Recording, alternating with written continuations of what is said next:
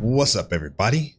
Today's video is how England's football league is breaking the sport. My name is Greg, an American living abroad in Spain, learning the beautiful game of football, one reaction at a time with your help. We're on our way to 5,000 subscribers, so go ahead and hit the subscribe button. That way, you can be a part of my brain trust, as I like to call it, my football brain trust. All right, so this is Search Party. And I will include a link in the description so you can go and show them some love and always try and get them up to another number so they can appreciate the fact that we are reacting to their videos. So let's call it 722,000. Give them a couple thousand more subscribers. I mean, why not? This one here is actually a recommendation by Marcel, one of my friends who recommends a lot of things to the channel. So, and you can be one of those too. If you have anything you recommend, just go ahead and put that in the description. And of course, I'll do my best to take a look at it. All right, so this is going to be interesting because I guess I didn't know that England was breaking the sport or that there was a problem. So it's always good to learn new things. So let me go ahead and get everything set up here for you so it can look all pretty and junk. All right, you ready? All right, here we go. In London, the English football club Chelsea played a home game against a rival, Fulham. The game ended in a scoreless draw, but Fulham's fans were so excited they stayed to chant after the game.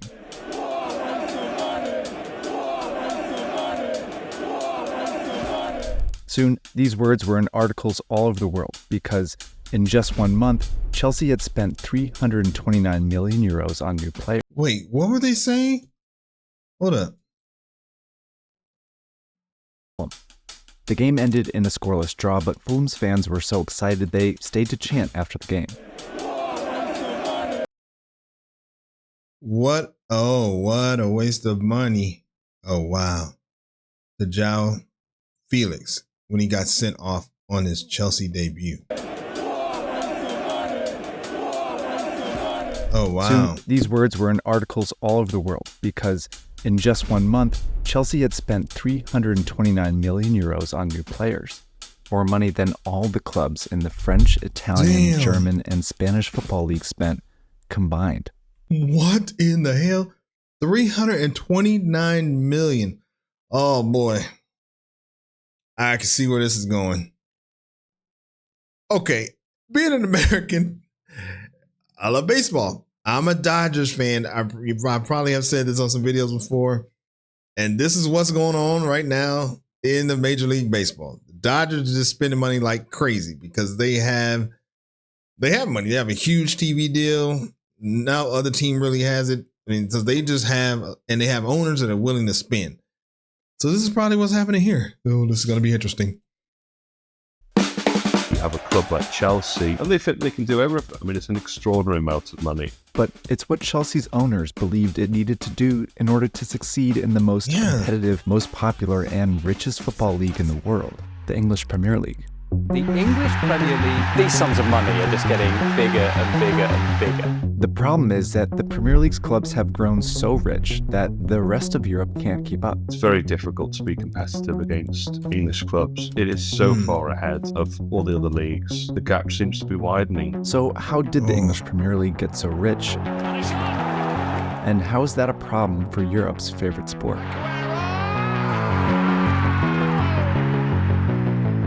Oh, man. And probably another question he should have asked is how do they fix it? These aren't just goals, they are wonderful goals. I need to start by explaining how football works in Europe. Okay. Starting in England around the 1860s, people began organizing official football clubs and playing each other. Eventually, they divided these clubs into a tiered system. The worst clubs played down in these leagues and the best up here. But clubs could move within this system. At the end of each season, the bottom 2 clubs in a league would be demoted to the league below, a punishment called relegation.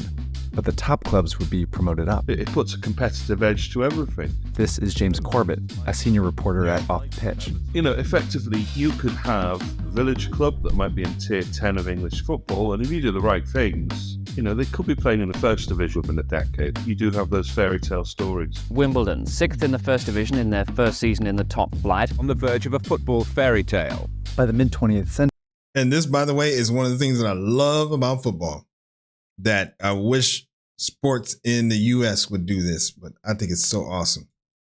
In their first season in the top flight. On the verge of a football fairy tale. by the mid-20th century, these 5 leagues in the biggest 5 countries had most of the best players, and therefore the best clubs.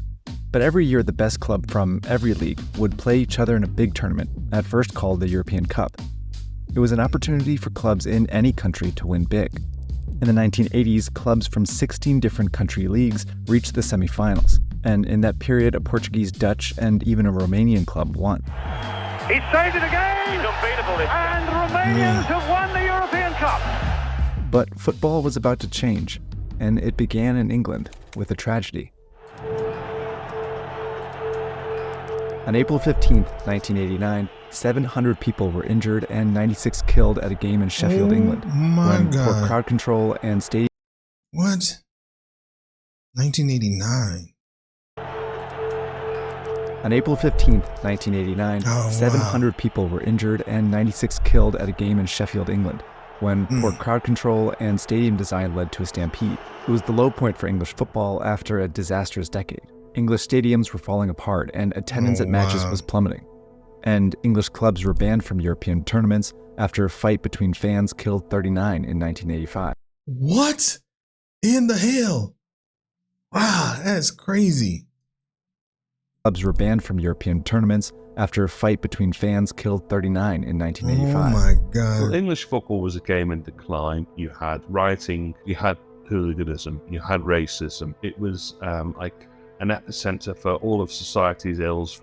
Disputes between clubs and television broadcasters resulted in none of the English top leagues games airing on television during the 85 and 86 season. So many of England's best players fled to play in the other European leagues. By 1990, a few people were desperate to turn things around, specifically the owners of England's 5 richest and most popular clubs. Arsenal, Tottenham Hotspur, Manchester United, Everton, and Liverpool. Big clubs wanted a bigger share of broadcast revenues, centralized marketing. You know, they saw the benefit of that in US sports, and essentially they saw an opportunity. In 1992, they led a group of 22 clubs to break off and form a new league called the Premier League, and they designed it to be English football's resurrection. Oh wow. It's a whole new ballgame. The Premier League served as the new top league in English football. It controlled its own TV rights, which it sold for €427 million to a satellite TV company. Cash that the clubs then used to find new ways to make money and modernize the game. They renovated and built new stadiums that could fit more fans, and they started selling sponsorships and merchandise all over the world. But it was satellite TV that made the biggest difference, allowing the games to be broadcast to new audiences like in the US and Asia. The Premier League was able to more than double the price for its rights in 1997, and again in 2001. It is one of the great success stories in global sport. Crucially, the Premier League divided its TV revenue relatively equally between clubs, which made them more competitive. That's a big deal. That's one of the flaws that the Major League Baseball has, which as a Dodgers fan, I'm okay with it. but that is one of the flaws because the Dodgers, you know, they have a huge TV deal. It's not divided equally. There is some revenue sharing where, you know, some of the money that they make, they give to the other teams, but that TV deal is not divided equally. So, which causes an imbalance because you get, you know, small market teams where you're not going to have a TV deal in, you know, for the Milwaukee Brewers or something. So, yeah, that's interesting. Spain, Italy, and Germany all gave more TV money to its most successful clubs, which let a few dominate year after year. By 2004, the Premier League had successfully turned English football around, becoming the wealthiest league in Europe, and some very rich people were noticing. Hey, I'm Sam Ellis, and welcome to Search Party. I'm gonna really quickly say thank you to today's sponsor, Incogni. Every year, there are more and more data breaches, and it's because there are now countless data brokers out there possessing our personal information. That's our names, social security numbers, login credentials, location history, online activity. It's a lot. And they put it up for sale. The thing is, we have the right to take it all back, and Incogni will do it for us. It's been a game changer for me, and it's how you can take back control of your data. And it just takes 3 super easy steps. First, you create an Incogni account and tell it whose personal data you want to remove. Second, you grant Incogni the right to work on your behalf, so they'll contact the data breachers and request the removal of your personal information. And third is the best part. You can sit back, relax, and let Incogni handle any objections from data brokers, keeping you updated every step of the way. It's a good feeling knowing that someone is out there right now taking my name off these lists. And right now, Incogni is available risk-free for you for 30 days. That means you can try it out and see for yourselves, and if you're not happy with the service, you get a full refund. And there's one more added bonus. Incogni even takes care of those pesky people search sites, the ones that create detailed personal profiles on millions of Americans. You won't have to worry about your information ending up there either. So you can join me in the millions who have already entrusted their privacy to Incogni. So I want to thank Incogni for sponsoring our very first video, and you can go to incogni.com/search party. Clicking that link will help support this channel, and it gets you 60% off Incogni's annual plan. And of course, I'm going to include a link to his channel in the description. So I always like to play that all the way through. That way you can see if that's something that you want to take advantage of and go and support him. So it'll be in the description. Risk-free. If after 30 days it's not a good fit, you get your full refund. Thanks Incogni for supporting our journalism.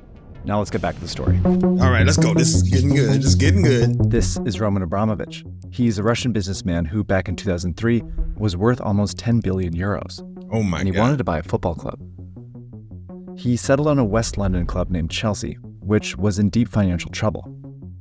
He paid around 199 million euros for the club and to relieve its debt, then immediately injected millions more of his own money to buy almost a dozen excellent players from clubs in the Premier League and across Europe. Even while the club lost money, he added more.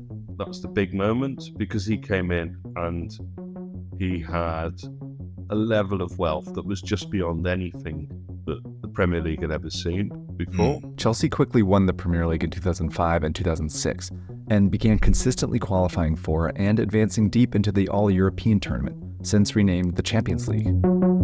Abramovich proved that you could buy success in the Premier League, and it encouraged other owners to try it for themselves.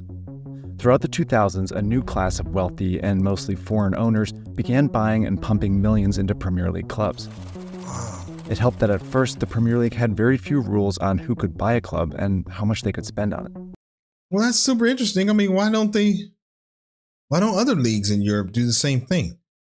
I mean, I'm sure maybe I'll get the answer, but I always like asking questions here. So, I mean, why not? Like, why don't, I wonder.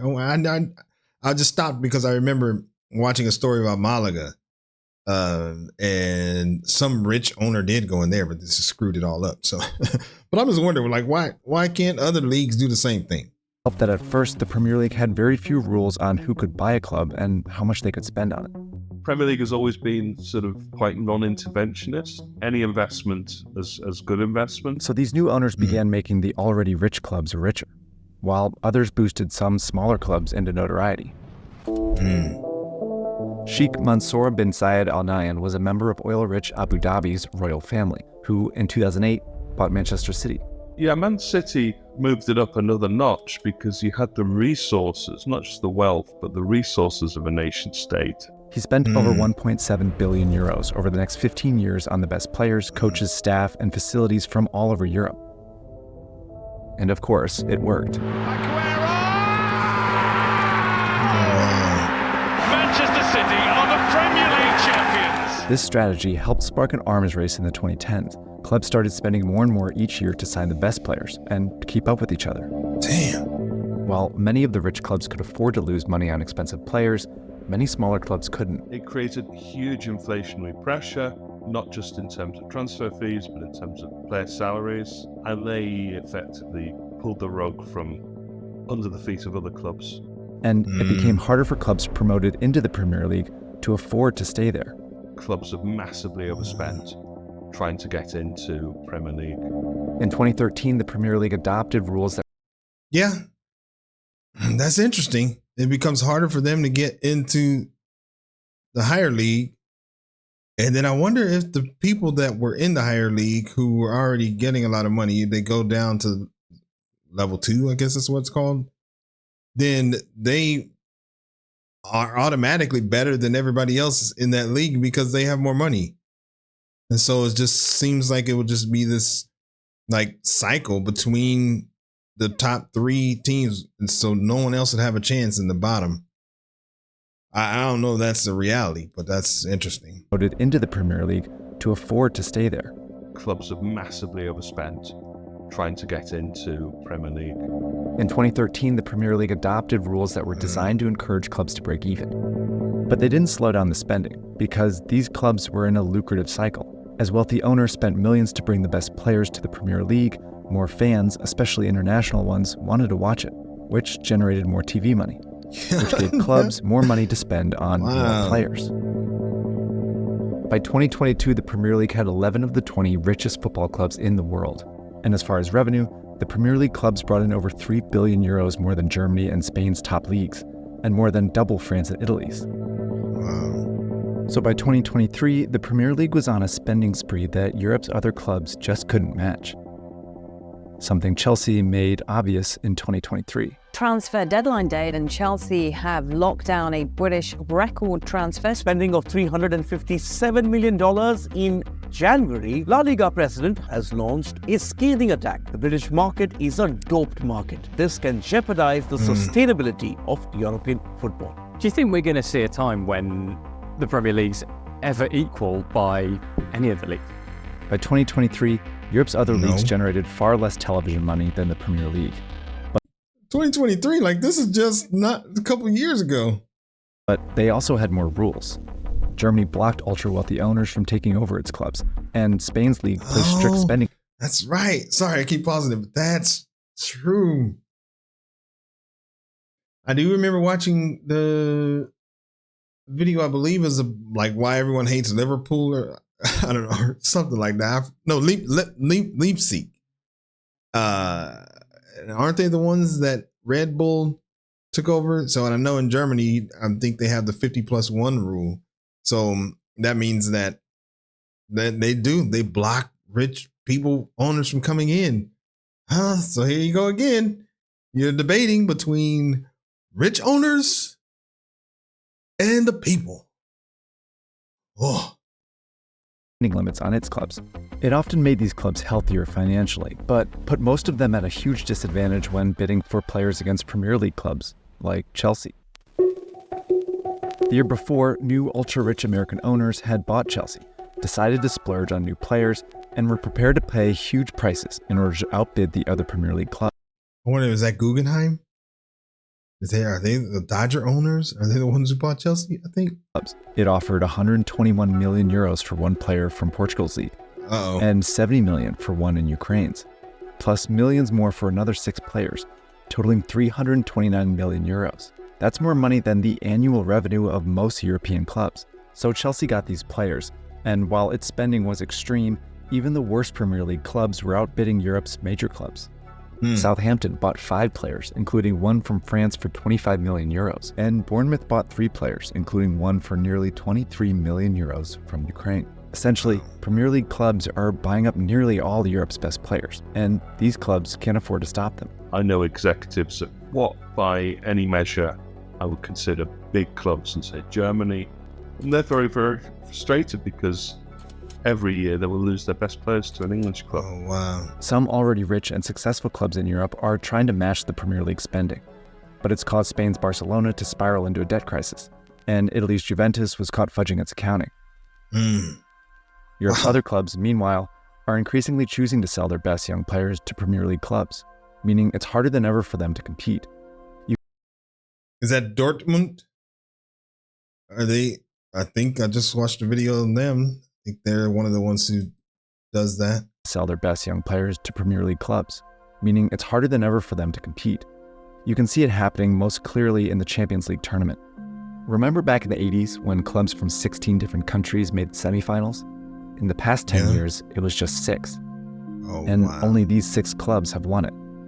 Playing in a major Champions League match earns a club millions, so when it's dominated by a handful of rich teams, they get even richer. It definitely affects the competitive balance. Clubs from less significant European leagues it is gradually forced them out. This runaway wealth imbalance is why a few rich clubs, including 6 from the Premier League, tried to break away and form their own Super League back in 2021. An outcry by fans forced them to abandon the plans, but the problem didn't go away. We talk in terms of European Super Leagues, but the reality is the Premier League is the European Super League.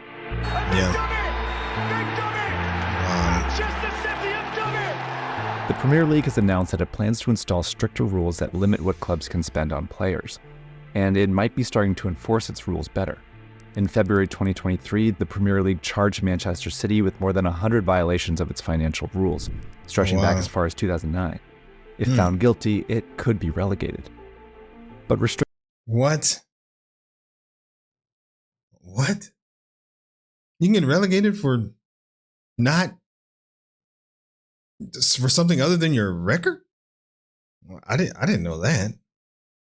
Premier League charged Manchester City with more than 100 violations of its financial rules, stretching back as far as 2009. If found guilty, it could be relegated. But restricting spending could just make permanent the advantage the rich clubs already have. It's the Premier League's past willingness to let anyone own a club harder to fix. Once you've opened yourself up to a nation state buying into your organisation, very, very difficult, if not impossible, to stop that. Manchester City complete a historic treble. And I'm not sure that it can be And that's the first episode of Search Party. Hope you liked it. Glad to have you here. We've got more sports stories and we've got more geopolitics stories coming this summer. But I want to know what you want to see us cover. So you can let me know in our community tab. But the most important thing you can do right now is subscribe to Search Party. Oh, wow. That was really something. Man, I don't even know how they can even begin to fix that. I mean, you almost have to have like a league for all of Europe and that's never going to happen. So, man, I don't even know like where to start. I mean, I guess you could have a series of owners, maybe a group of 5 super wealthy owners who go into one of the leagues, like let's say Bundesliga or something, and just starts to prop it up and just do the same thing that they did. But it's obviously going to take probably decades to fix that. So, man, that is a hot mess. But Marcel, thanks for recommending that one, because that was really, really interesting. Let's take a look and see what the people got to say. I always like to read the short ones because I know you've been here long enough. And just like that, I'm interested in sports. Sam's got lots more stories like this in the works. That was really, really well done. It made me understand. All right, let's see. Leagues from smaller countries like the Netherlands, Portugal, etc. have been struggling with this for years. But now the power imbalance is even affecting the other top 4 leagues. The power imbalance has slowly been ruining football for the past 25 years or so. Damn, that's true. You missed one of the key points on how the broadcast rights is so expensive now. Broadcast rights so expensive.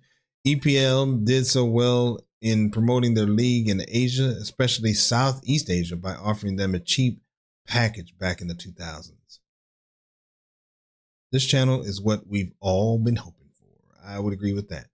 All right, that was a great video. As always, thank you for stopping by. And if you're stuck around this long, go ahead and subscribe to the channel. And we will see you on the next video. Peace.